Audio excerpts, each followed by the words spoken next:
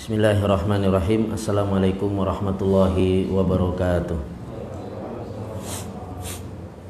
Innal hamdalillah nahmaduhu wa nasta'inuhu wa nastaghfiruh wa na'udzu billahi min syururi anfusina wa min sayyiati a'malina.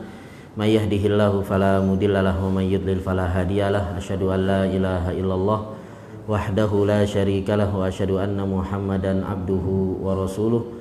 Qala Allah Ta'ala ya ayyuhalladzina amanu taqullaha haqqa tuqatih wa la tamutunna illa wa antum muslimun. Ya ayyuhalladzina amanu taqullaha wa qulu qawlan sadida yuslih lakum a'malakum wa yaghfir lakum dzunubakum wa may yuti'illaha wa rasulahu faqad faza fawzan 'azima. Amma ba'd. Para jamaah yang dimuliakan oleh Allah, alhamdulillah kita bersyukur kepada Allah Subhanahu wa taala atas segala limpahan nikmat dan karunia yang Allah Subhanahu wa taala berikan kepada kita. Salawat dan salam semoga tercurahkan kepada Nabi kita Muhammad sallallahu alaihi wasallam beserta keluarganya, sahabatnya, tabi'in, tabi'ut tabi'in dan orang-orang yang senantiasa mengikuti risalahnya hingga akhir zaman. Para jamaah yang dimuliakan oleh Allah, pagi ini insyaallah kita akan lanjutkan kembali kajian kita dari kitab Tauhid karya daripada Syekhul Islam Muhammad bin Abdul Wahhab rahimahullahu taala dengan menggunakan syarah yang ditulis oleh Al-Ustaz Dr. Firanda Andirja hafizahullahu taala.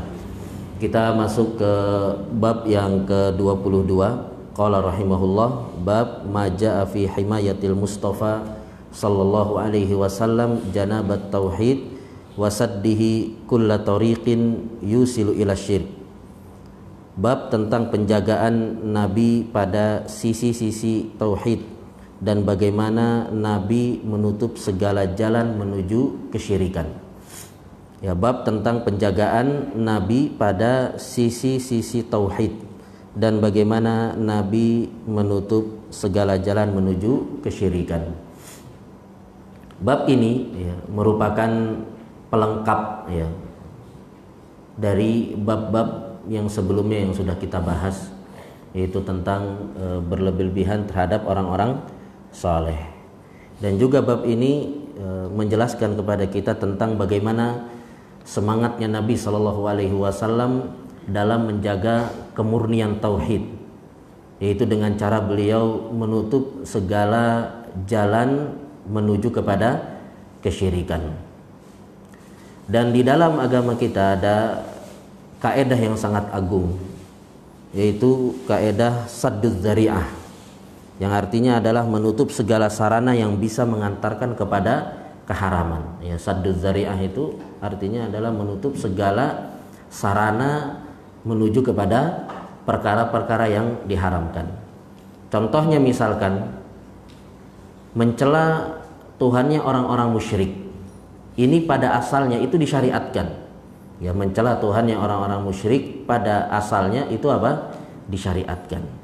Tapi karena apabila kita mencela Tuhan-Tuhan mereka, mereka akan balik apa?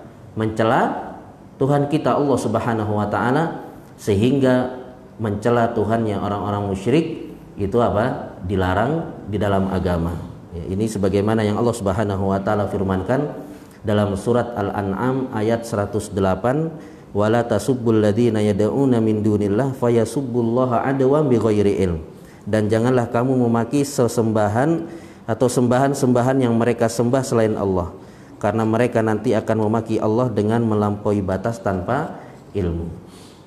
Dan juga ya, kaedah ini ya, yaitu sadduz dzari'ah, menutup segala sarana yang menuju kepada hal yang diharamkan. Di antara contohnya juga adalah kita dilarang untuk mengucapkan ra'ina. Ra'ina itu pada asalnya diperbolehkan.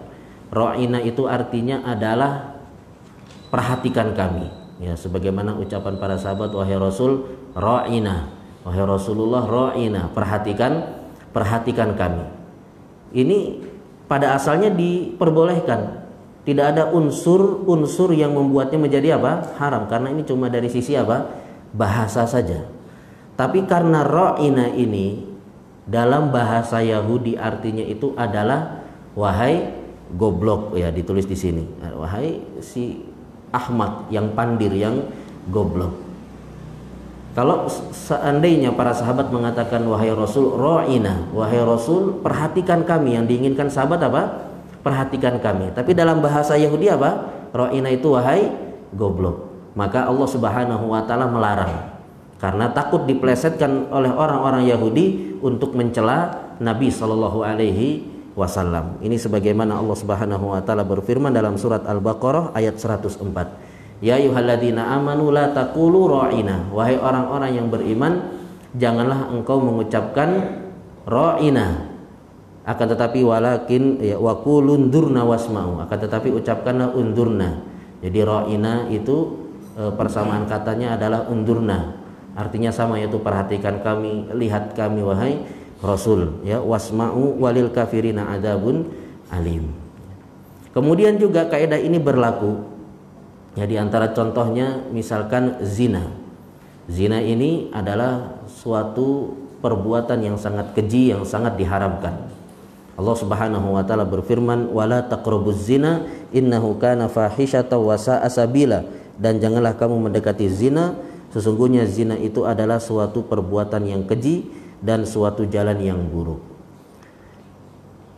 Karena zina adalah perkara yang sangat keji dan diharamkan, oleh karenanya segala sarana-sarana yang menuju kepada perzinahan itu apa? Dilarang.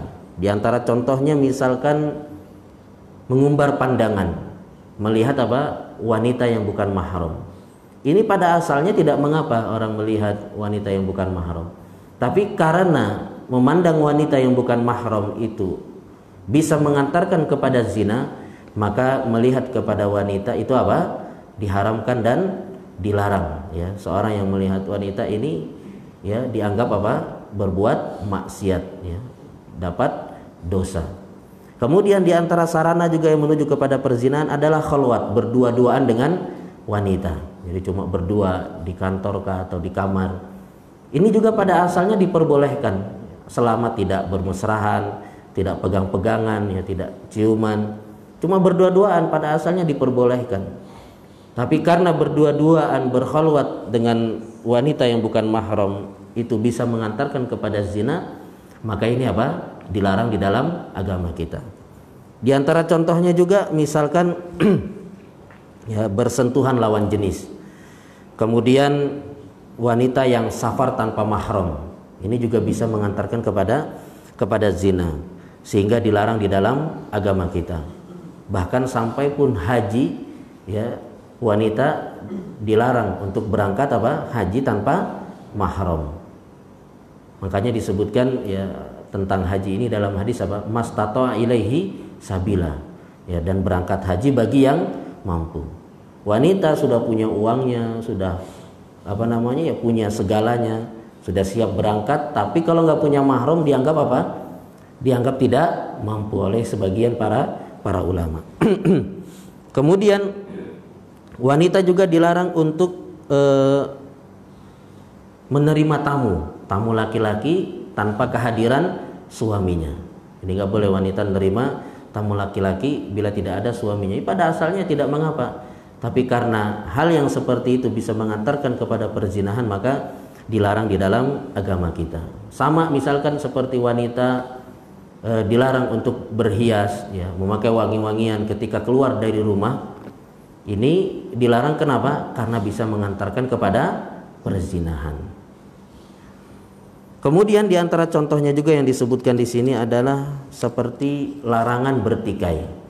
Karena kita ini diperintahkan dalam agama itu untuk bersatu, ya, untuk bersaudara, sebagaimana Allah Subhanahu wa taala berfirman, innamal mu'minuna ikhwah, sesungguhnya orang-orang yang beriman itu adalah bersaudara. Oleh karenanya segala sarana-sarana yang menuju kepada pertikaian, permusuhan, itu dilarang di dalam agama kita. Di antara contohnya adalah ghibah. Ya, ghibah ini bisa mengantarkan kepada permusuhan.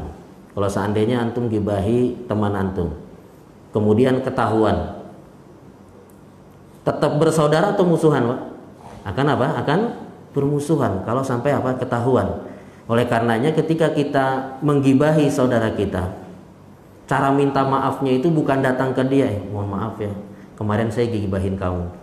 Ya, bukan seperti itu cara minta apa? Minta maafnya. Tapi cara minta maafnya adalah dengan kita menyebutkan apa? Kebaikan-kebaikan dia di majelis yang sama. Karena kalau misalkan kita minta maaf, kita terus terang saya habis gibahi kamu, akan terjadi apa? Permusuhan, pertikaian. Ya, oleh karenanya ya caranya untuk supaya hilang dosa gibah kita adalah dengan kita menceritakan kebaikan-kebaikan dia di majelis yang sama. Kemudian juga dilarang melakukan tajassus, yaitu mencari-cari kesalahan orang lain. Kemudian diantaranya juga adalah dilarang memanggil dengan panggilan yang buruk, karena ini semua bisa mengantarkan kepada apa? Pertikaian dan permusuhan. Dan juga diantaranya adalah kita nggak boleh membeli barang yang sudah ditawar oleh saudara kita. Misalkan ada barang ya sudah ditawar, ya sudah tinggal dibayar, tahu-tahu ada yang lain yang menawar lebih apa? Lebih tinggi. Maka ini dilarang di dalam agama.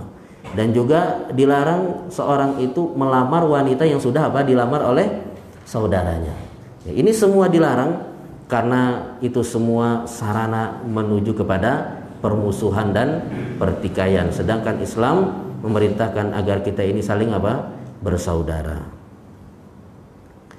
Ketika hal-hal ini ya seperti zina, ya kemudian pertikaian, seluruh sarananya itu diharamkan, dilarang di dalam agama kita, maka apalagi perkara yang sangat diharamkan yaitu apa? Kesyirikan.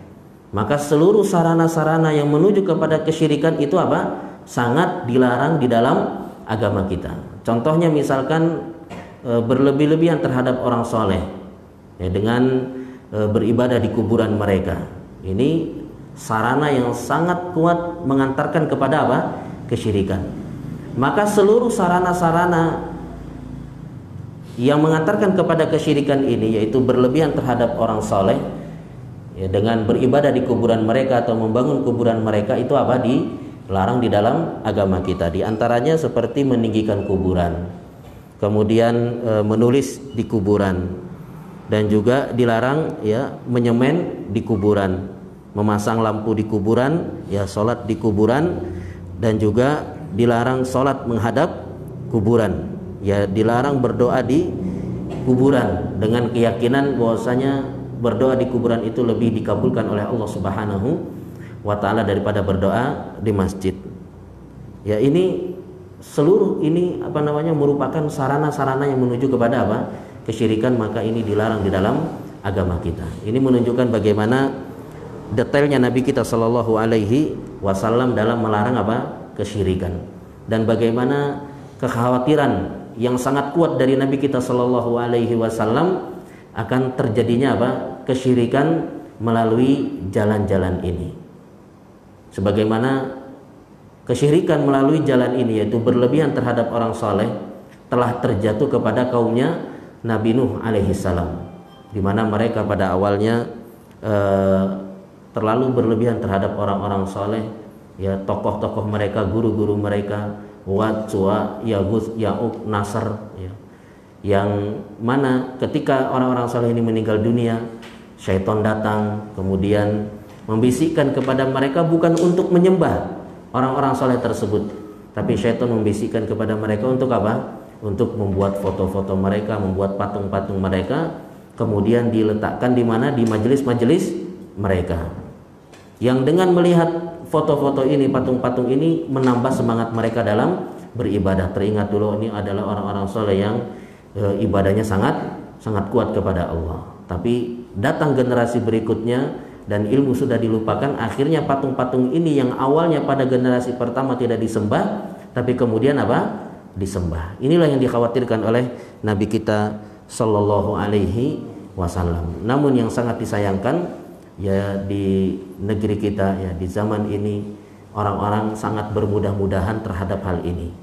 Mereka ya sangat bermudah-mudahan terhadap orang-orang soleh, bermudah-mudahan terhadap kuburan orang-orang soleh, sehingga terjadilah apa yang dikhawatirkan oleh Nabi Shallallahu alaihi wasallam. Banyak dari umatnya itu yang apa?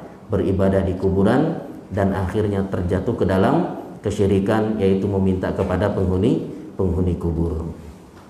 Dan sebagaimana yang kita telah bahas pada pertemuan yang lalu, bagaimana para salaf ya dahulu sangat semangat dalam memutus segala sarana yang menuju kepada kesyirikan, sebagaimana yang dilakukan oleh Umar ibn Khattab radhiyallahu anhu, menebang pohon yang mana pohon tersebut disebutkan di dalam apa? Al-Quran. Itu pada kisah apa, Pak? Kisah Bai'atur Ridwan. Ini pohon disebutkan dalam Al-Quran ya, dalam surat Al-Fatah. Bayangkan ini kalau pohon ada di negeri kita mesti apa? Mesti dijaga ya, dan juga itu sumber dari apa? Mendapatkan keuntungan duniawi. Tapi di zaman Umar bin Khattab radhiyallahu anhu, karena orang-orang sudah pada datang ke pohon tersebut dan beribadah di pohon tersebut untuk mencari keberkahan, maka pohon tersebut ditebang, dipotong sama Umar bin Khattab radhiyallahu an, karena menurut beliau bahwasanya pohon ini tidak memiliki keistimewaan sama sekali ya, tapi justru pohon ini malah mendatangkan apa?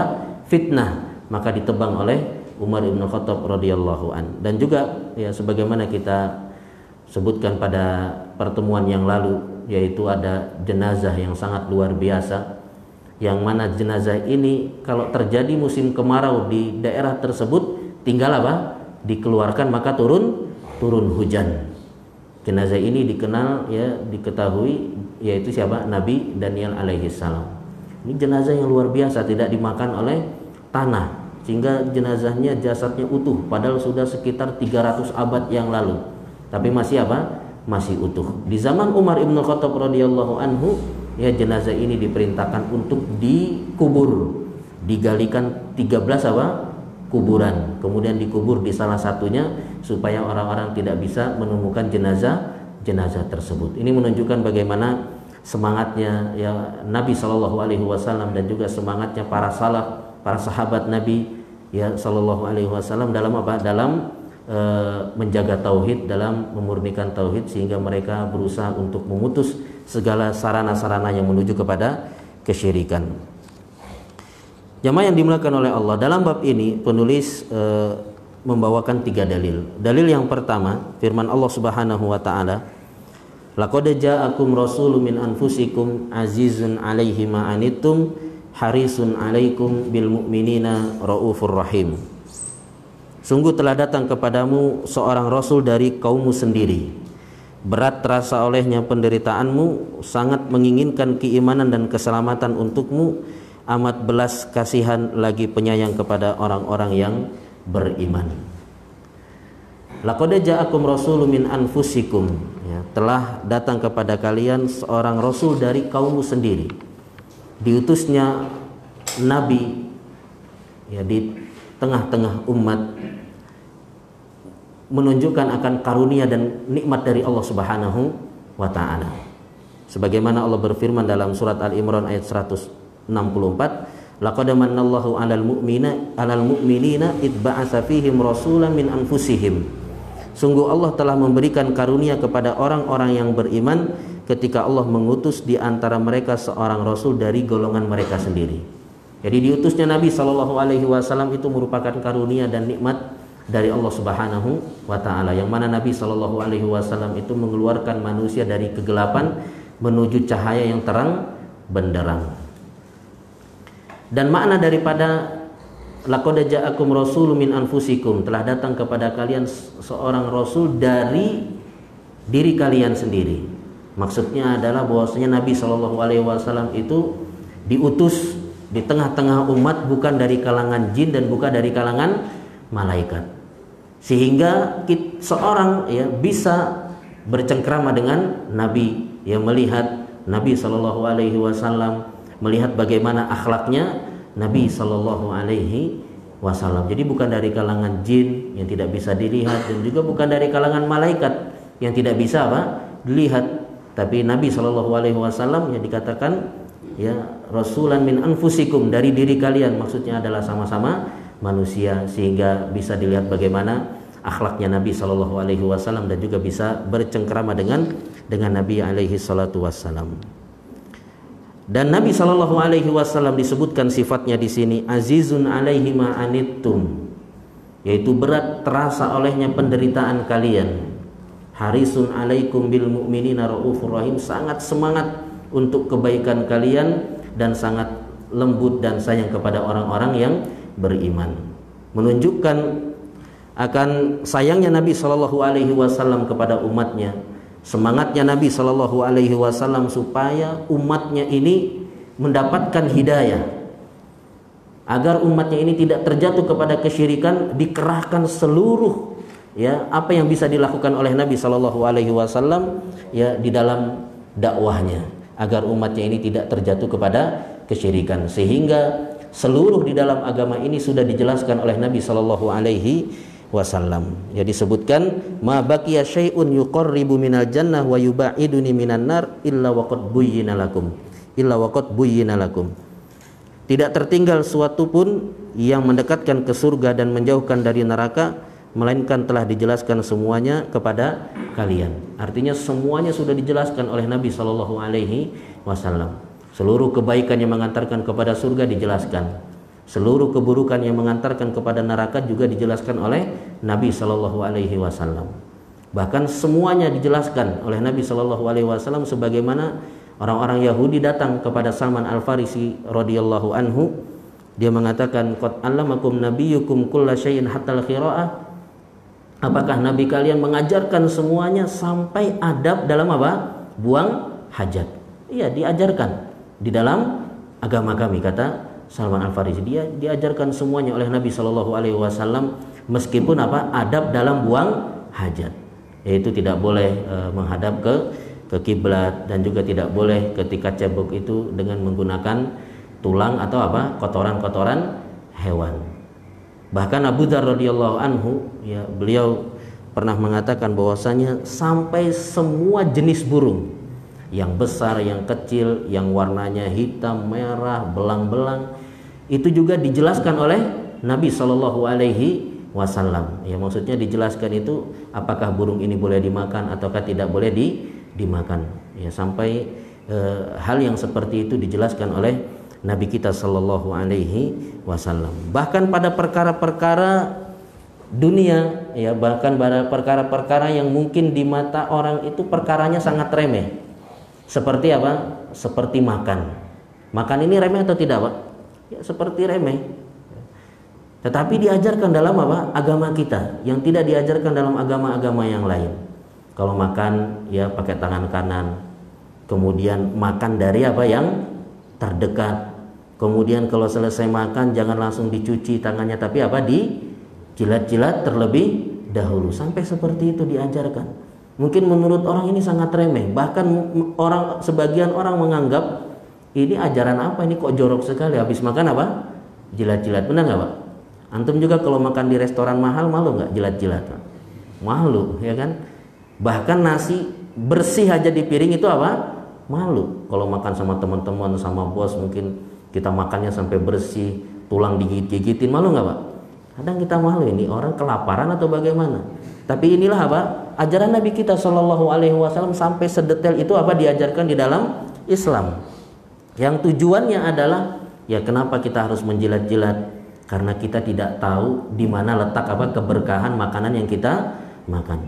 Bisa jadi piring bersih, tapi di tangan masih ada nasi-nasi, ya kemudian kita langsung cuci, padahal disitulah letak apa daripada keberkahan. Karena kita makan itu bukan cari enaknya dan sehatnya saja, tapi yang paling penting juga adalah bagaimana makanan yang kita makan itu ada keberkahannya. Jadi semuanya diajarkan sampai keluar rumah, ya diajarkan oleh Nabi kita Shallallahu Alaihi Wasallam. Kalau hal-hal yang dipandang remeh ini saja diajarkan oleh Nabi Shallallahu Alaihi Wasallam secara detail. Ya bagaimana kita pakai baju, apa doanya, bagaimana kita pakai sandal aja apa diajarkan. Benar nggak, Pak? Kalau pakai sandal apa dulu yang dipakai? Kanan dulu. Kalau copot yang kiri dulu. Suka kita praktekkan atau tidak? Lupa. Ya kadang kita apa? Lupa, padahal disitulah ya kita berusaha untuk mencari pahala dari kegiatan sehari-hari yang kita kerjakan. Nah ini perkara yang di mata manusia sangat apa? Sangat remeh. Itu diajarkan dengan detail oleh Nabi Shallallahu Alaihi Wasallam. Maka bagaimana lagi dengan tauhid? Bagaimana lagi dengan tauhid, yang mana tauhid itu adalah tujuan daripada diciptakannya manusia. Sebagaimana Allah Subhanahu wa taala berfirman, "Wa ma khalaqtul jinna wal insa illa liya'budun." Dan tidaklah aku ciptakan jin dan manusia kecuali untuk apa? Beribadah kepadaku, kecuali untuk mentauhidkan aku. Jadi kalau yang perkara remeh itu saja, ya, makan, pakai sandal, pakai baju diajarkan secara detail oleh Nabi, maka bagaimana lagi dengan apa? Tauhid yang merupakan tujuan dari diciptakannya manusia. Maka Nabi Shallallahu Alaihi Wasallam berjuang, yang mengerahkan seluruh kemampuannya ya dalam memurnikan tauhid dan menjauhkan umatnya daripada kesyirikan. Sehingga perkara-perkara yang detail, yang kecil sekalipun, tapi itu bisa mengantarkan kepada kesyirikan, maka dilarang oleh Nabi Shallallahu Alaihi Wasallam. Ya, diantaranya misalkan dalam ucapan, ya seorang itu dilarang dia mengatakan Masya Allah wa syi'ta. Masya Allah wa syi'ta artinya apa? Ya, karena kehendak Allah dan kehendakmu. Karena kehendak Allah dan kehendakmu. Ini dilarang. Karena menggunakan apa? Kata ganti apa? Kata gandeng apa? Wa dan. Ya. Dilarang supaya tidak menyamakan antara Allah dengan apa? Dengan makhluknya. Sampai yang dalam ucapan saja sehari-hari apa? Dilarang oleh Nabi kita Shallallahu Alaihi Wasallam. Terkait dengan waktu, seperti misalkan sholat sunnah setelah apa? Subuh, dan sholat sunnah setelah apa? Asar. Ini dilarang. Kenapa dilarang, Pak? Kenapa ini dilarang? Padahal kan ya nggak masalah kita mau sholat gitu kan. Tapi kenapa ini dilarang? Karena ini apa? Tasyabuh dengan para penyembah matahari. Yang mana ya manusia-manusia yang menyembah matahari ketika sholat subuh, ya selesai subuh itu mereka sedang persiapan untuk menyembah siapa? Tuhan mereka, yaitu matahari. Begitu matahari terbit mereka langsung apa? Sujud. Sama dengan waktu asar, mereka habis asar siap-siap, begitu matahari benar-benar terbenam mereka langsung apa? Sujud kepada matahari. Sampai seperti itu ya Nabi kita Shallallahu Alaihi Wasallam menjaga ya tauhid umatnya, karena dikhawatirkan ketika mereka ibadah atau sholat ya di waktu-waktu itu syaitan datang yang membisikkan, menggoda, sehingga akhirnya orang ini ya tidak jadi menyembah Allah Subhanahu wa taala, tapi malah menyembah matahari dan mengagungkan matahari. Sama juga ya Nabi kita Shallallahu Alaihi Wasallam melarang umatnya untuk menggambar makhluk yang bernyawa. Ya, dikhawatirkan dengan menggambar makhluk yang bernyawa ini ya sebagai sarana menuju kepada apa? Pengagungan kepada orang-orang saleh, sehingga terjatuh kepada apa? Kesyirikan. Bahkan azab ya orang yang suka menggambar makhluk yang bernyawa ini sangat apa? Sangat pedih, paling pedih, yang disebutkan dalam hadis ya asyaddun nasi adaban yaumal qiyamah al-musawwirin. Azab Allah Subhanahu wa taala yang paling pedih ya, orang yang paling pedih diazab oleh Allah Subhanahu wa taala adalah ya yang diberikan kepada para pelukis, yaitu orang yang suka menggambar makhluk yang bernyawa. Ini semua dilakukan oleh Nabi Shallallahu Alaihi Wasallam ya guna supaya umatnya ini tetap berada di atas tauhid, tidak menyekutukan Allah Subhanahu wa taala. Ya, oleh karenanya hendaknya seorang tidak menggampang-gampangkan masalah tauhid dan juga tidak menggampang-gampangkan masalah apa? Syirik. Karena terkadang kita ini ya terlalu meremehkan yang namanya apa? Tauhid. Ya, kalau ada kajian tentang tauhid biasanya apa? Malas untuk dihadiri. Ya, terkadang ketika sudah hadir pun terkadang mata berat, benar nggak Pak? Ya, sehingga pengennya apa? Ngantuk. Sehingga kajian-kajian yang rame dihadiri, yang suka didatangi adalah kajian-kajian yang mungkin berkaitan dengan keluarga ya atau tema-tema yang lain. Ini bagus ya, tapi jangan sampai seorang meremehkan kajian-kajian seputar apa? Tauhid ya. Seorang hendaknya tidak meremehkan masalah tauhid dan juga tidak meremehkan masalah syirik.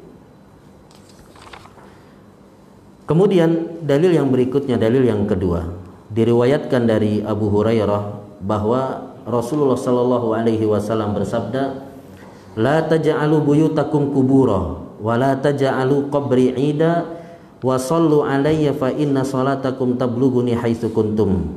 Janganlah kalian jadikan rumah-rumah kalian seperti kuburan, dan janganlah kalian jadikan kuburanku sebagai id. Ucapkanlah salawat untukku, karena sesungguhnya ucapan salawat kalian akan sampai kepadaku dimanapun kalian berada. Dalam hadis ini ada dua larangan. Yang pertama adalah larangan menjadikan rumah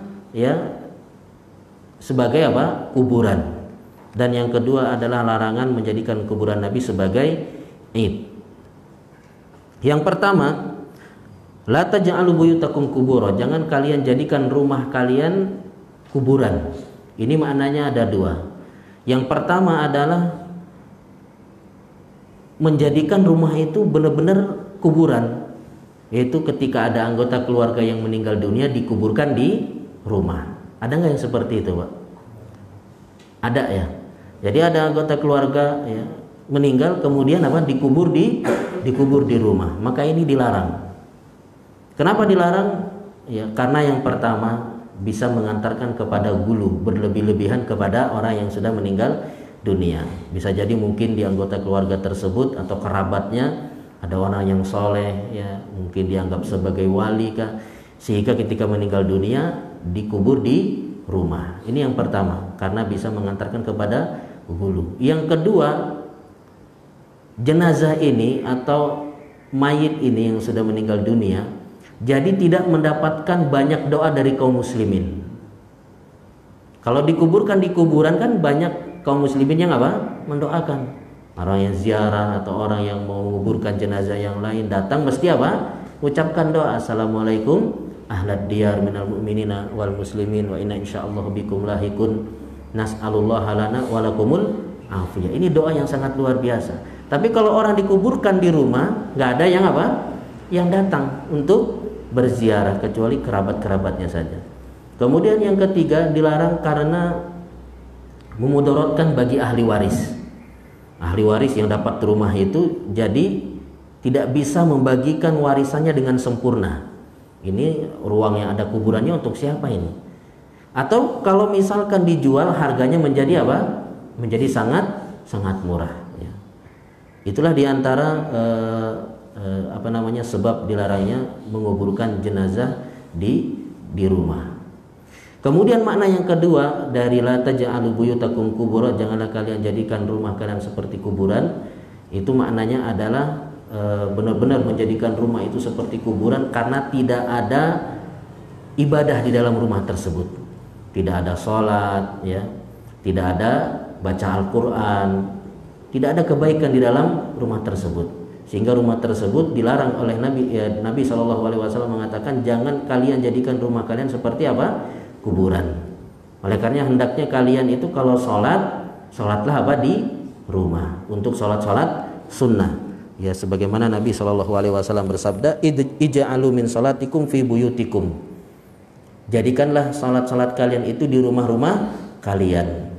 Dan juga Nabi SAW bersabda, anna khaira salatal mar'i fi baitihi illal maktubah. Sesungguhnya sebaik-baik salat bagi seseorang itu adalah di rumahnya, kecuali salat lima waktu. Dan Nabi SAW bersabda, la taj'alu buyutakum maqabir, inna syaitana yanfiru minal baitil ladzi tuqra'u fihi suratul Baqarah. Janganlah kalian menjadikan rumah kalian seperti kuburan, karena setan itu lari dari rumah yang di dalamnya dibacakan surat Al-Baqarah. Ya, jadi makna yang kedua ini, jangan kalian jadikan rumah kalian seperti kuburan. Artinya rumah tersebut tidak ada amal soleh di dalamnya. Ini juga maknanya menunjukkan kepada kita bahwasanya kuburan itu bukan tempat ibadah. Paham Pak ya? Dari hadis ini maknanya kuburan itu bukan tempat ibadah, bukan tempat untuk sholat, bukan tempat untuk baca Al-Quran. Karena Nabi SAW menyebutkan jangan kalian jadikan rumah kalian seperti kuburan yang tidak ada tidak ada sholatnya dan juga tidak ada bacaan Al-Qurannya. Rumah yang tidak pernah dipakai untuk sholat dan juga tidak pernah dipakai untuk baca Al-Quran, maka rumah ini tidak ada keberkahannya, tidak ada nilai-nilai ketakwaan di dalamnya, sehingga yang terjadi adalah seringnya terjadi apa? Percekcokan antara suami istri. Jadi kalau misalkan di rumah tersebut suami istri sering ribut, ya, sering ada gelas-gelas yang pecah, ya. Tapi kalau cowok nggak pernah terbang ya Pak, ya, bisa benjol, ya. Gelas-gelas pecah, ya, piring-piring pecah, itu dikhawatirkan rumah tersebut tidak ada keberkahannya, karena mungkin, ya, tidak pernah dipakai untuk baca Al-Quran atau tidak pernah dipakai untuk untuk sholat, ya. Baik suaminya tidak pernah sholat sunnah di rumah, atau mungkin juga istrinya tidak pernah tidak pernah sholat. Maka hendaknya, ya, seorang menjadikan rumahnya itu penuh dengan keberkahan, dengan banyak ibadah di dalam rumah. Kenapa sholat sunnah terbaik itu di rumah? Karena yang pertama adalah supaya seorang itu terhindar dari dari riya, supaya terhindar dari riya. Kalau sholat duha di masjid atau misalkan sholat sunnah mutlak di masjid, ini akan dilihat sama orang. Oh, itu orang luar biasa ya, sholat sholat terus, ibadah terus. Tapi kalau di rumah nggak ada yang lihat kecuali keluarganya, sehingga hatinya lebih dekat kepada keikhlasan. Kemudian yang kedua, di antara faedahnya sholat di rumah adalah bisa mengajarkan anak-anak, ya, bisa menjadi qudwah. Anak-anak melihat, oh ayahnya sholat, oh ayahnya ternyata rajin ibadah, sehingga mereka pun, ya, berusaha untuk meniru ayahnya, gerakan ayahnya, dan juga bisa membuat mereka nantinya semangat dalam beribadah kepada Allah Subhanahu wa ta'ala. Kemudian larangan yang kedua adalah larangan menjadikan kuburan Nabi sebagai id, sebagai hari raya. Apa maksudnya? Id itu ada dua, ya. Id itu ada dua. Yang pertama yang berkaitan dengan waktu. Jadi id, ya, id itu artinya adalah yang selalu berulang. Jadi Idul Fitri, Idul Adha, ya, hari raya Idul Fitri, hari raya Idul Adha. Kenapa dikatakan sebagai id? Karena ini berulang setiap setiap tahunnya. Jadi id itu artinya adalah berulang-ulang. Dan ada dua bentuknya. Yang pertama, id berkaitan dengan waktu. Ya, contohnya Idul Fitri dan Idul Adha. Kemudian yang kedua adalah id yang berkaitan dengan tempat.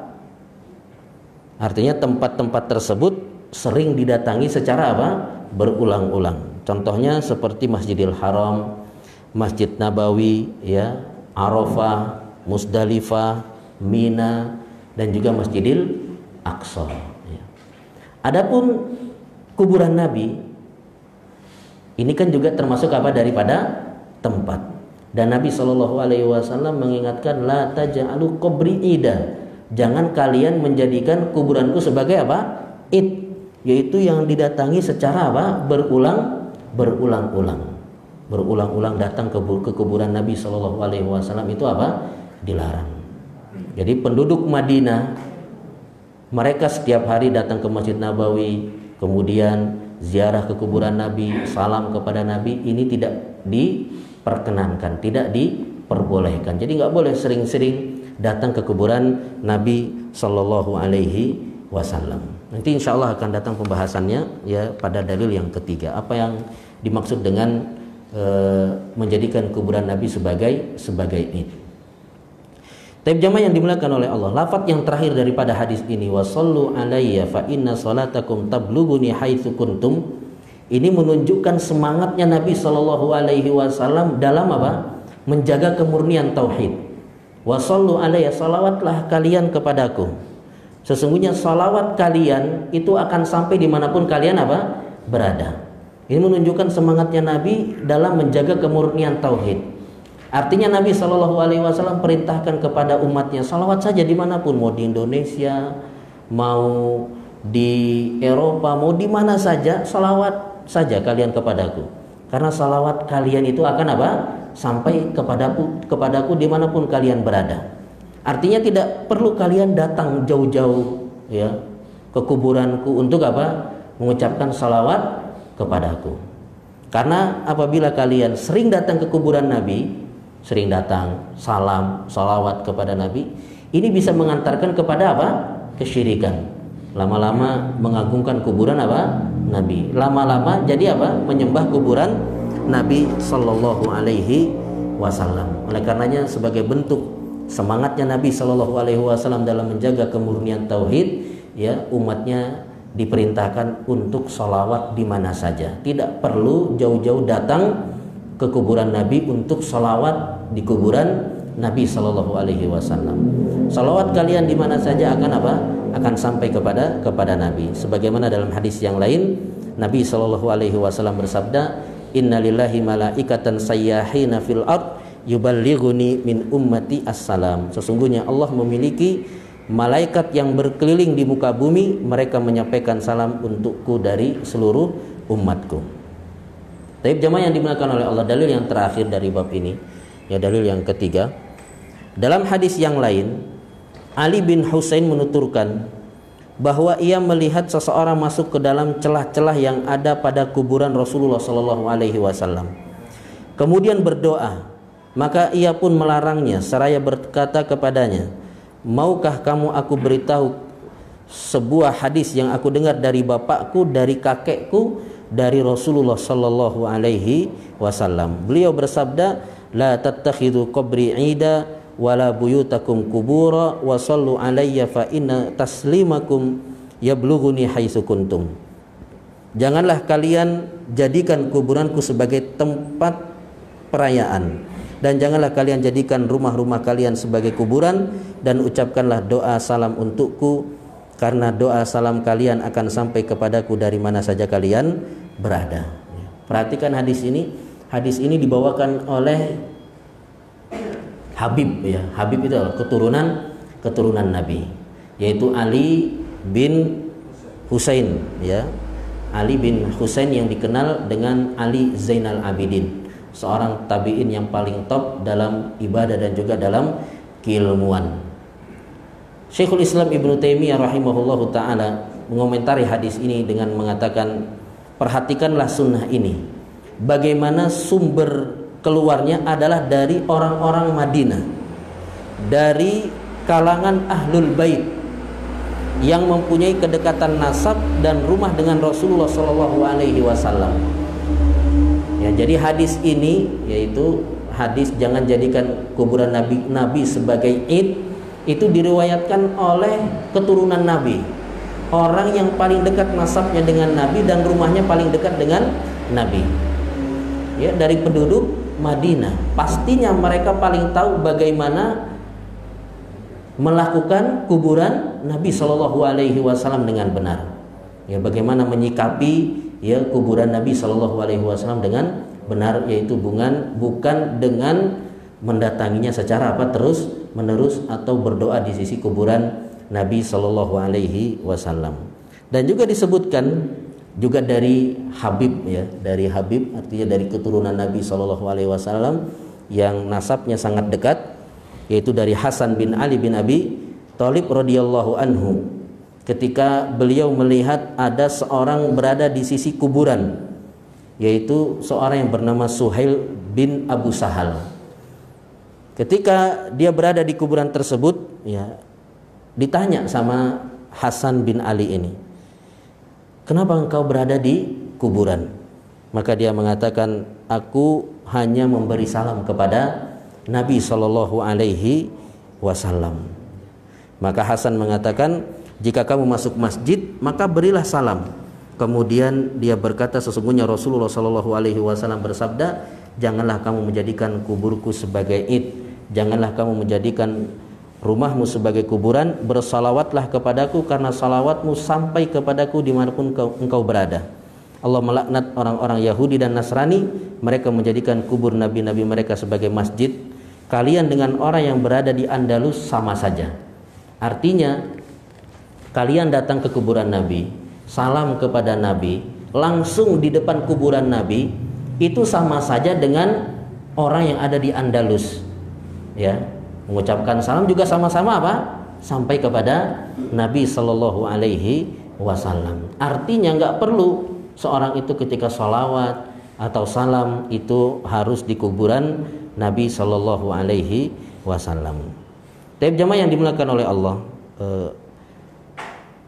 Di antara bentuk menjadikan kuburan Nabi sebagai id, ya, ini ada empat bentuknya ya, menjadikan kuburan Nabi sebagai id. Yang pertama, bolak-balik ke kuburan Nabi Shallallahu Alaihi Wasallam untuk bersolawat. Ya, bolak-balik ke kuburan Nabi untuk bersolawat. Asalnya salawat di kuburan Nabi itu disyariatkan. Ya, salawat di kuburan Nabi, langsung di kuburan Nabi itu apa? Disyariatkan. Tetapi ini menjadi terlarang apabila dilakukan terus menerus. Karena bentuk kalau dilakukan secara terus menerus itu berarti apa? Menjadikan kuburan Nabi sebagai apa? Sebagai id, ya, yang dijadikan secara berulang-ulang.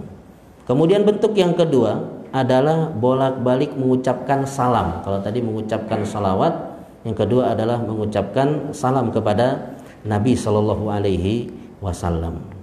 Jadi yang dilarang adalah orang bolak-balik, ya, terutama penduduk Madinah yang tinggal di Madinah. Mereka tinggal di Madinah, ya, sehingga sholatnya di mana? Di Masjid Nabawi.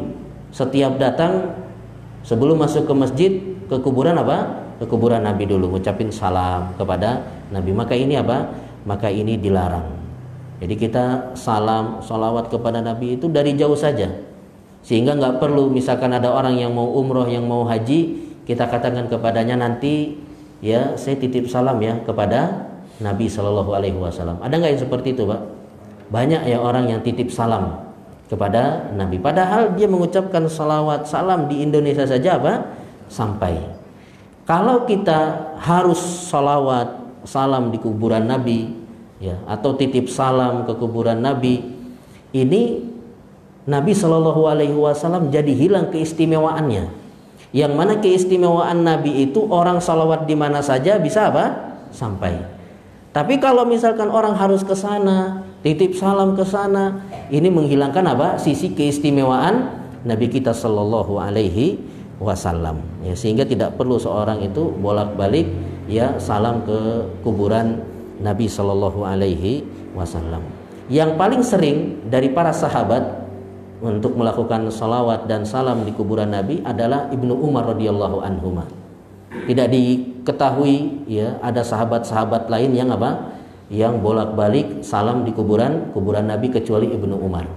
Ibnu Umar, ya, mengucapkan salam ke kuburan Nabi Shallallahu Alaihi Wasallam secara langsung. Itu pun dilakukan ketika beliau hendak apa? Safar dan pulang dari safar. Jadi bukan setiap hari, hanya ketika mau safar dan ketika pulang dari safar. Maka beliau datang ke kuburan Nabi, ia mengatakan assalamualaikum ya Rasulullah. Bergeser sedikit, ya, mengatakan assalamualaikum ya Abu Bakar. Bergeser sedikit, assalamualaikum ya Abata, ya, selamat kepada engkau wahai ayahku, yaitu Umar ibnu Khattab radhiyallahu anhu. Yang sering melakukan ini hanya siapa? Ibnu Umar. Itu pun beliau lakukan ketika hendak safar dan ketika akan safar. Tetapi para sahabat Nabi Shallallahu Alaihi Wasallam yang lain tidak diketahui mereka ini sering mengunjungi kuburan Nabi. Ya, karena mereka adalah orang yang paling taat kepada Nabi Shallallahu Alaihi Wasallam. Mereka tahu bahwasanya Nabi melarang mereka untuk sering-sering apa? Ke kuburan beliau. Maka para sahabat pun tidak ada satupun diriwayatkan mereka sering datang ke kuburan Nabi Shallallahu Alaihi Wasallam. Ya, sebagaimana disebutkan bahwasanya para sahabat ketika mereka misalkan sedang duduk-duduk, kemudian Nabi Shallallahu Alaihi Wasallam datang, mereka nggak ada yang berdiri. Kenapa mereka nggak ada yang berdiri? Beda ya dengan kita. Kita kalau ada tamu mesti kita apa? Berdiri. Tapi para sahabat ketika Nabi Shallallahu Alaihi Wasallam datang, mereka nggak ada yang berdiri. Kenapa? Karena mereka tahu kalau mereka berdiri itu Nabi apa? Nggak suka. Nabi marah. Ya, Nabi nggak suka, maka mereka nggak ada yang apa? Nggak ada yang berdiri. Yang seperti ini saja, ya, mereka begitu taatnya kepada Nabi Shallallahu Alaihi Wasallam, maka bagaimana lagi, ya, kepada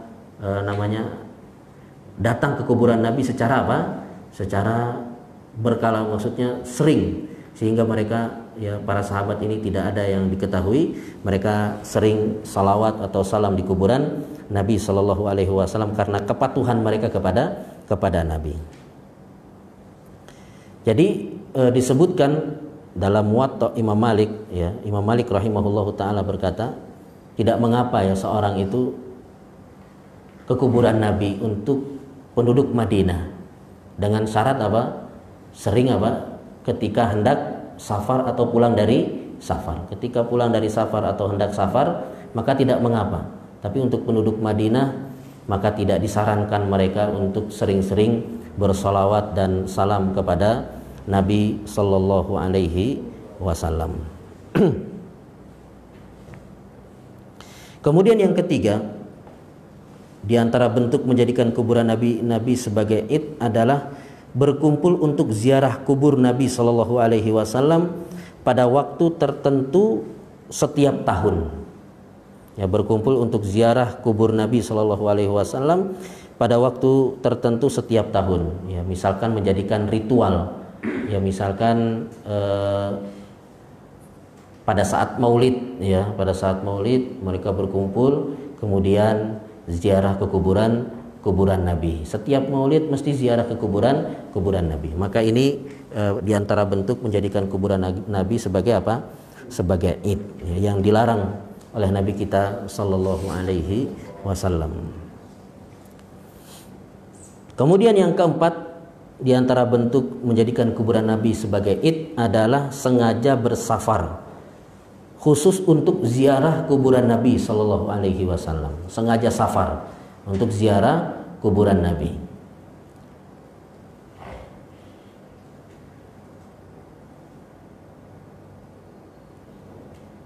Nabi Sallallahu Alaihi Wasallam bersabda, "La tushaddur rihal illa ila salasati masajid, al Masjidil Haram, wa Masjidil Rasul, wa Masjidil Aqsa." Tidaklah pelana itu diikat, yaitu tidak boleh bersengaja melakukan perjalanan dalam rangka ibadah ke suatu tempat kecuali ketiga masjid, Masjidil Haram, Masjidil Aqsa, dan Masjid Nabawi. Jadi nggak boleh seorang menyengaja untuk safar dalam tujuan ibadah kecuali ke tiga masjid ini. Adapun ketika seorang umroh, ya, kemudian setelah umroh itu biasanya apa? Ziarah ke Masjid Nabawi, ya, ziarah ke Madinah kemudian ziarah ke Masjid Nabawi. Ketika seorang sudah meniatkan dia akan ziarah ke Masjid Nabawi, kemudian setelah sudah sampai di sana ditambah lagi dengan apa? Ziarah ke kuburan Nabi, maka ini tidak mengapa. Jadi kalau tujuan utamanya adalah Masjid Nabawi, tapi ketika sudah sampai di Masjid Nabawi, ya, sekalian untuk ziarah apa? Kuburan Nabi, ya, kemudian ziarah kuburan Baqi, kemudian ziarah ke syuhada Uhud, maka ini tidak mengapa. Tapi kalau misalkan seorang niat awalnya adalah bukan Masjid Nabawi, contohnya misalkan niatnya adalah ke Masjid Kuba, jadi niat awalnya adalah mau sholat, mau ibadah di Masjid Kuba. Masjid Kuba itu apa? Masjid pertama yang didirikan oleh Nabi Shallallahu Alaihi Wasallam.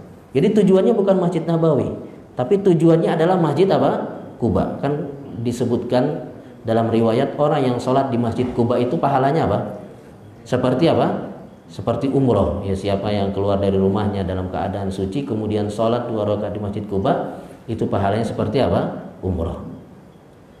Sehingga para jamaah haji atau jamaah umroh itu diantara jalan-jalannya adalah ke Masjid Kuba, ya, kemudian ya sholat di sana, ya, karena pahalanya sangat besar. Tapi ketika seorang meniatkan dari Mekah misalkan, atau dari Indonesia, atau dari mana saja, niatnya adalah Masjid Kuba, maka ini terlarang. Yang boleh itu cuma apa? 3 masjid. Kenapa hanya 3 masjid? Ya karena masjid-masjid ini dibangun oleh para nabi, ya. Masjidil Haram dibangun Nabi Ibrahim alaihissalam, kemudian Masjid Nabawi dibangun oleh Nabi Shallallahu Alaihi Wasallam, dan Masjidil Aqsa dibangun oleh siapa? Nabi Sulaiman alaihissalam. Selain daripada 3 masjid ini tidak boleh. Ke masjid saja dilarang, terlebih ke kuburan Nabi Shallallahu Alaihi Wasallam. Meniatkan secara khusus, ya, saya mau ke kuburan Nabi, mau ziarah ke kuburan Nabi, maka ini tidak diperbolehkan. Paham Pak ya?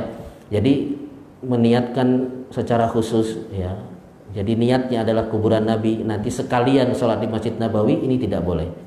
Tapi kalau misalkan niatnya adalah Masjid Nabawi, kemudian nanti sekalian ziarah ke kubur Nabi, maka ini yang diperbolehkan. Ya. Adapun niat secara khusus untuk ke kuburan Nabi Shallallahu Alaihi Wasallam, maka ini yang terlarang.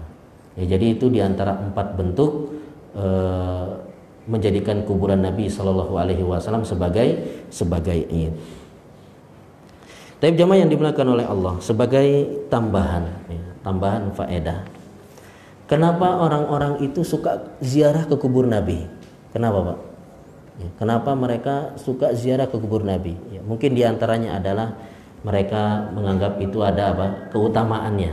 Doa di situ lebih dikabulkan oleh Allah Subhanahu wa Ta'ala. Dan juga diantaranya mereka ke kuburan Nabi itu karena ada hadis palsu. Ya, tentang keutamaan ziarah ke kubur Nabi. Apa hadisnya? Disebutkan hadisnya adalah man hajja fazaroni ba'da wafati kana kaman zaroni fi hayati. Siapa yang haji kemudian dia menziarahiku setelah aku wafat, maka sama saja dia menziarahiku ketika aku masih hidup. Paham hadisnya, Pak? Siapa yang haji kemudian ziarah kepadaku, yaitu kepada Rasul setelah aku wafat, maka seperti seorang yang menziarahiku ketika aku masih hidup. Sisi keutamanya di mana, Pak? Sisi keutamaannya di mana? Sisi keutamaannya adalah orang yang ziarah ke kubur Nabi itu berarti mendapatkan kedudukan seperti apa? Sahabat. Paham ya sisi keutamaannya? Karena kan pengertian sahabat itu apa? Orang yang bertemu dengan Nabi Shallallahu Alaihi Wasallam, mukminan bihi wa mata ala dzalik, beriman kemudian mati dalam keadaan Islam. Sehingga orang yang ziarah ke kuburan Nabi, kalau dengan keutamaan hadis ini, maka dia kedudukannya seperti siapa? Sahabat. Ini hadis maudhu, hadis apa? Hadis palsu. Jadi kalau ada orang semangat ziarah ke kubur Nabi, kita tanya, kenapa, Pak? Oh, kamu nggak tahu ada hadis ini, ya? Maka kita bisa bantah mereka dengan mengatakan bahwasanya itu adalah apa? Hadis palsu. Kemudian juga sebagai faedah, lafadz hadis yang benar adalah ma baina minbari wa baiti raudhatun min riyadil jannah. Antara mimbarku dengan apa? Rumahku itu ada raudhah atau taman dari taman-taman surga. Lafadz yang salah adalah ma baina minbari wa qabri, antara mimbarku dengan apa? Kuburku. Ini yang salah. Kalau misalkan lafadznya adalah ma baina ya minbari wa qabri, menunjukkan kuburan Nabi berada di dalam masjid. Tapi kalau lafadznya ma baina minbari wa baiti, antara mimbarku dengan rumahku, ini menunjukkan kuburan Nabi Shallallahu Alaihi Wasallam itu berada di luar. Dan sudah kita jelaskan bagaimana kuburan Nabi Shallallahu Alaihi Wasallam itu benar-benar apa?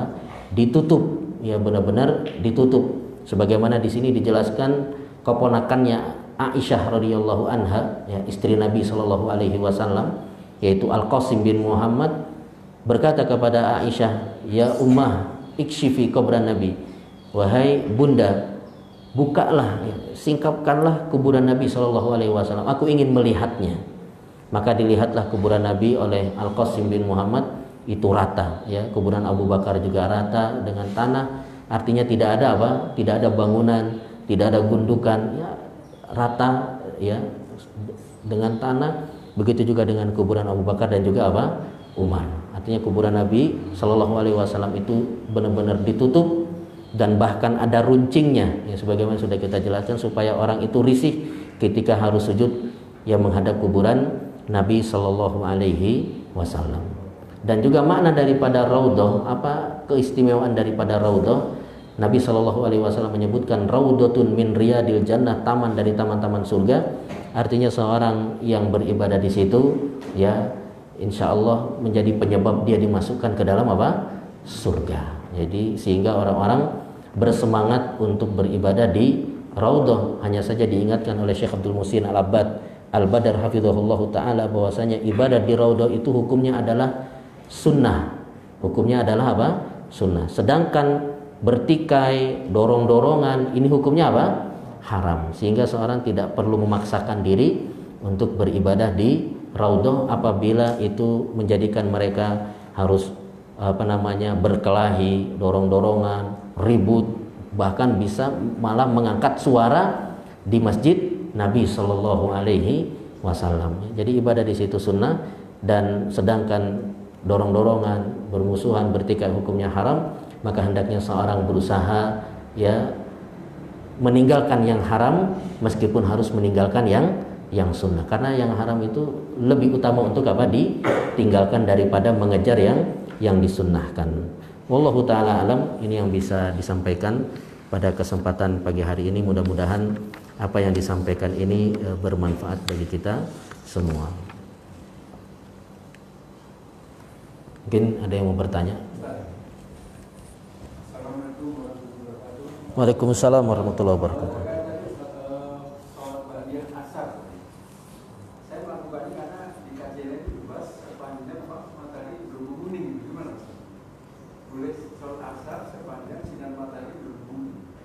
Sholat asar, ba'diyah asar, ya. Sholat ba'diyah asar tidak ada, Pak. Ya,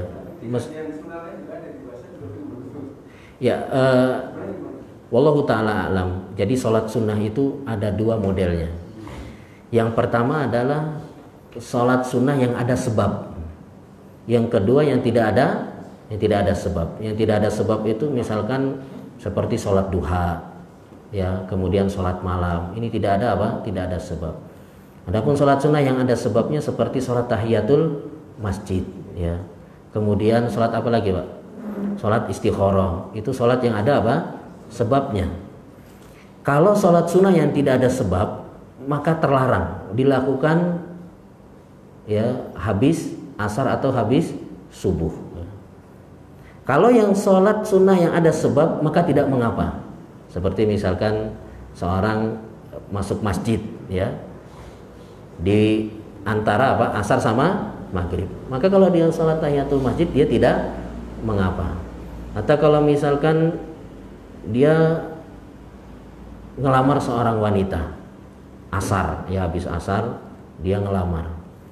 Habis ngelamar, wanitanya ini cantik, kaya raya, ya, luar biasa lah.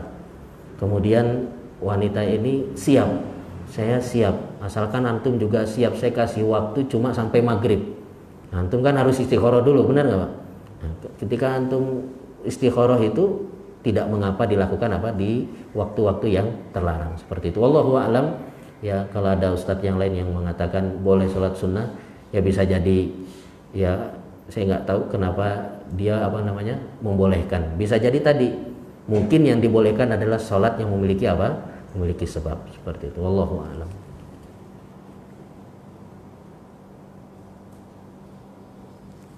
Lagi, Mas. Assalamualaikum warahmatullahi wabarakatuh. Waalaikumsalam warahmatullahi wabarakatuh. Mau bertanya Ustaz, bagaimana sikap kita kepada saudara-saudara kita yang masih seiman, masih suka berdoa, meminta, bertawasul ke kuburan? Demikian. Wassalamualaikum warahmatullahi wabarakatuh. Waalaikumsalam warahmatullahi wabarakatuh. Ya, sikap kita yang menasihatinya, ya menasihatinya dengan lemah lembut, ya, nasihati dengan lemah lembut, ya, jangan kasar, jangan keras, ya. Nasihati dengan penuh apa? Kelembutan. Dan kita terus yang menasihati tanpa tanpa putus asa. Karena ya Nabi Shallallahu Alaihi Wasallam saja berusaha mendakwahi pamannya tanpa putus asa, sampai pamannya sakaratul maut juga masih diusahakan ya supaya pamannya ini masuk ke dalam agama Islam. Jadi kita nasihati dengan baik, dengan penuh kelembutan, ya banyak caranya. Mungkin dengan menaruh ya buku-buku tentang tauhid di rumahnya, ya. Kita taruh saja di tempat di mana dia sering duduk, misalkan di ruang tamu atau di rak bukunya, yang mungkin setahun 2 tahun buku itu apa nggak dibaca. Tapi namanya manusia, bisa jadi ada saatnya dia itu futur atau dia sedang apa sedang sedih. Terkadang namanya orang sedang sedih itu kan dia baca Quran, atau ini ada buku-buku apa dia ingin bertobat, dia baca. Ya ternyata selama ini yang dia lakukan adalah apa keliru, yang mudah-mudahan itu bisa menjadi jalan hidayah. Jadi kita ini cuma sebagai orang yang berusaha saja. Adapun hidayah taufik itu hanya milik Allah Subhanahu wa taala. Jadi jangan maksakan orang supaya ya dia dapat hidayah. Kita cuma punya hidayah dilalah wal irsyad namanya. Hidayah dilalah wal irsyad apa cuma nunjukin saja, ngajak dengan penuh apa kelembutan. Kalau dengan kasar, keras, apalagi sampai debat, gontok-gontokan ya, apalagi misalkan kerabat itu adalah orang tua yang namanya ke kuburan para wali itu sudah mendarah daging. Ini kan nasihatinnya nggak bisa cuma apa 1 kali 2 kali, nggak bisa, harus dengan kelembutan, dengan banyak memberikan hadiah ya. Jadi misalkan antum ini cucunya, antum berusaha jadi cucu yang terbaik ya, kirim hadiah, belikan apa kesukaannya, sebelum dia nyebut dia pengen ini antum sudah belikan misalkan ya. Dengan itu apa dia akan suka sama antum, dan akhirnya insya Allah mudah-mudahan bisa menjadi jalan hidayah. Wallahu ta'ala alam.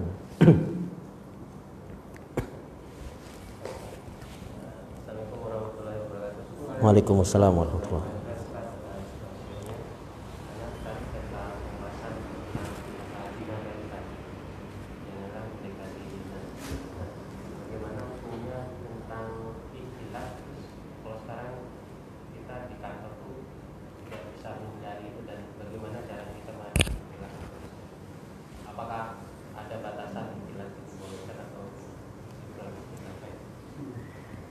Ya, yang namanya ikhtilat itu kita sebisa mungkin untuk menghindarinya. Tapi ada kalanya kita terjebak dengan ikhtilat ini yang tidak bisa kita hindari. Contohnya misalkan kita berada di bis, benar nggak Pak? Lagi berada di kendaraan umum. Apalagi kita safarnya sendirian, duduk di samping kita cewek, benar nggak? Atau naik kereta ekonomi yang duduknya itu hadap-hadapan, kita sendirian, itu bangku 6 itu 3 ya, itu semuanya cewek ya, muda-muda cantik-cantik ya, kita nggak bisa apa-apa, kita terjebak.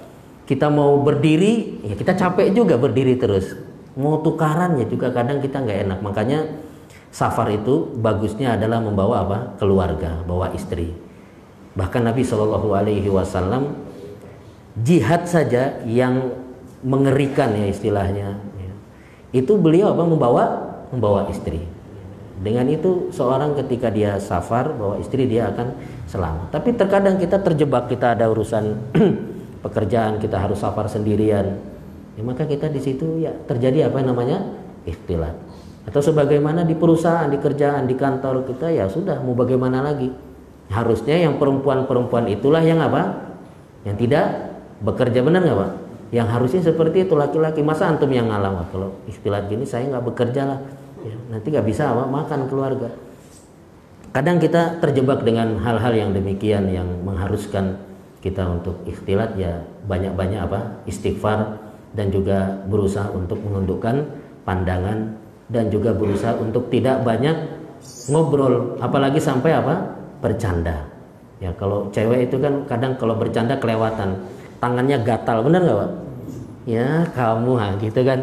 Jadi jangan sampai sering-sering bercanda. Sebisa mungkin ya kita istilahnya menjaga diri ya, tidak banyak memandang dan juga tidak banyak berbicara, apalagi sampai ngobrol. Kalau misalkan di kantor semua teman sudah pada keluar istirahat, tinggal kita sama ada seorang wanita, kalau tidak ada kerjaan yang penting ya kita juga keluar lah, meskipun kita mungkin puasa ya, kita keluar supaya untuk menghindari hal-hal yang tidak diinginkan. Mungkin karena cuma berdua akhirnya ngobrolnya semakin bebas.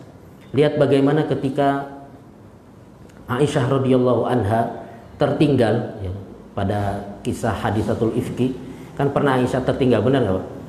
Ditemukan oleh salah seorang sahabat. Itu diceritakan oleh Aisyah, tidak ada satu kata pun yang keluar dari mulut apa? Sahabat ini.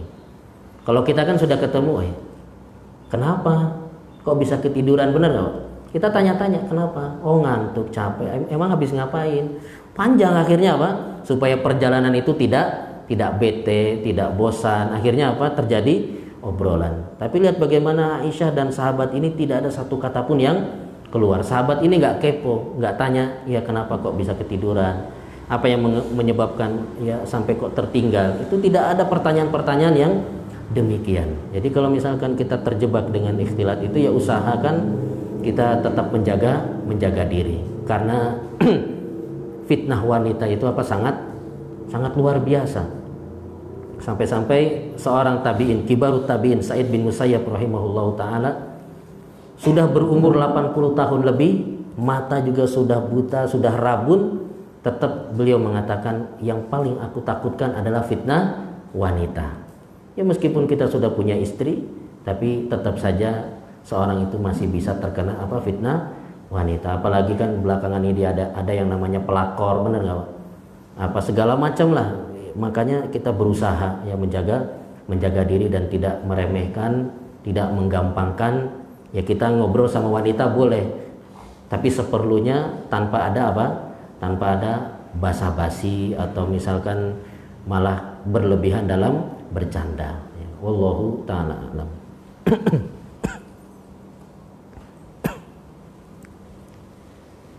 Ada lagi Pak? Cukup ya? Kita cukupkan sampai di sini. Mudah-mudahan apa yang disampaikan ini bermanfaat bagi kita semua. Kita tutup dengan doa kafaratul majelis. Subhanakallahumma bihamdik, asyhadu an la ilaha illa anta astaghfiruka wa atubu ilaik. Wassalamualaikum warahmatullahi wabarakatuh.